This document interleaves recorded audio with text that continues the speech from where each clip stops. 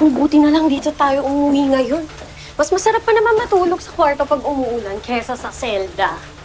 Sabi ko naman sa'yo, wag mo na kaming sundan. Sanay naman kaming umuwi ng gantong oras. Gusto mong tawagin ko si Amira? Maya na. Mag-usap muna tayo. Nangangamoy away. Bestie, pasok muna ako sa kwarto ah.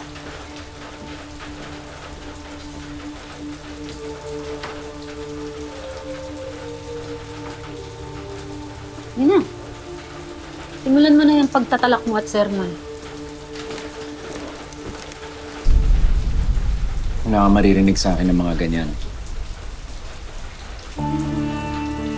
Tanong ko lang. Bakit ka nagtatrabaho sa beer house?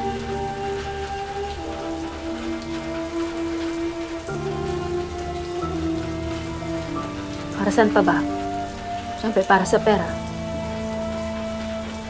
Alex, ang dami naming utang.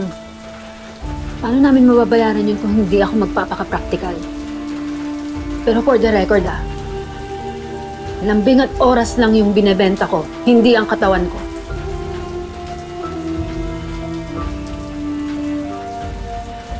Sige.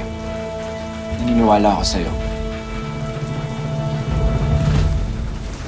Pero Rose, paano pag dumating yung oras na ang laki na ng kinikita mo dyan? Baka hindi mo namamalayan, unti-unti ka na kinakain ng sistema.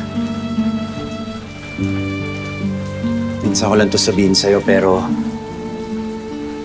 tigilan mo na yan.